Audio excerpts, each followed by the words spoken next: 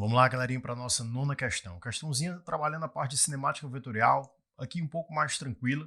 Você só precisava ter uma noção básica, né, uma noção boa aí da definição, certo, de velocidade vetorial média. Então, bora lá. A questão fala o seguinte. Um pêndulo simples ideal de comprimento L, período T.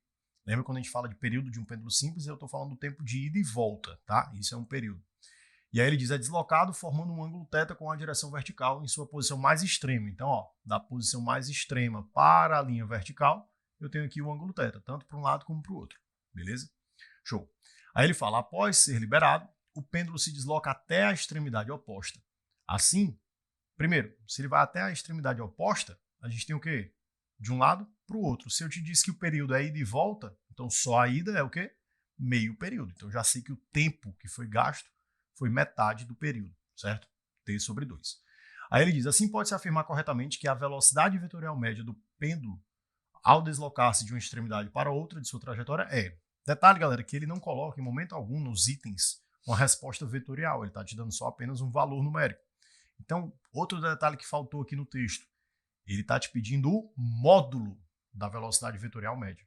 Lembrando que quando você fala de um vetor, é importante lembrar que ele tem três características, o módulo, a direção e o sentido.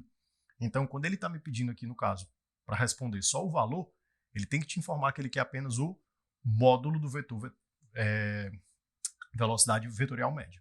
Tudo bem? Como é que a gente define, pessoal, esse módulo do vetor velocidade vetorial média? Ele é definido como sendo o módulo do vetor deslocamento sobre o intervalo de tempo que se gasta para fazer esse percurso, esse deslocamento. E o que é o vetor deslocamento? Aí você tem que ter noção de outro vetor. O vetor deslocamento é o vetor que vai ligar a tua posição inicial à tua posição final. Se nós temos que o cara começou bem aqui nessa extremidade e terminou bem aqui nessa extremidade, isso aqui é o meu vetor deslocamento. Tudo bem? Então, como é que eu faço para medir essa distância? Se você dividir ela aqui em dois pedacinhos, ó, aqui eu tenho um pedaço, aqui eu tenho outro pedaço, você vai ter dois triângulozinhos aqui, certo? Lembrando que eu tenho um fio aqui de comprimento que ele me disse que vale L, né? Lzão aqui, ó, certo? Eu vou chamar essa posição aqui de X, essa distância. Então aqui também é X. Ou seja, se a gente olhar para esse triângulo, ó, lembrando que aqui forma 90 graus, eu tenho que o X é oposto ao θ e o L é a hipotenusa desse triângulo. Então, se a gente observar aqui que o X está oposto e o L é a hipotenusa, dá para trabalhar com o seno, né? O seno de θ é o cateto oposto, que é X, sobre a hipotenusa, que é o L. Tudo bem? Então, esse valor de X, passando o L para cá, ele vai ser o quê? L vezes o seno de θ. Tudo bem? Então, ó, X sobre L é o seno de θ, certo? Então, no caso, o meu X vai ser L vezes o seno de θ. O detalhe é que eu tenho 2x, ó, meu deslocamento. Ele é X aqui e X aqui. Então, se o X equivale a isso, meu vetor deslocamento, o módulo do vetor deslocamento, vale 2x. Então, nós temos aqui, ó, vou até fazer o seguinte, para a gente não precisar repetir.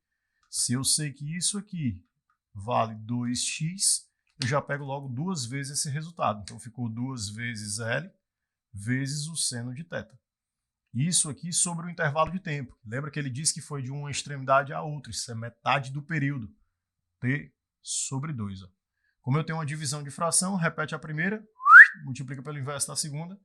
O módulo do vetor velocidade vetorial média, passa esse 2 para cima multiplicando esse 2, fica o quê? 4. L vezes o seno de alfa. Tudo isso aqui, pessoal, sobre T. Então, aqui facilmente a gente encontra essa resposta lá no nosso item A, certo? E finaliza essa questão tranquilo. Show?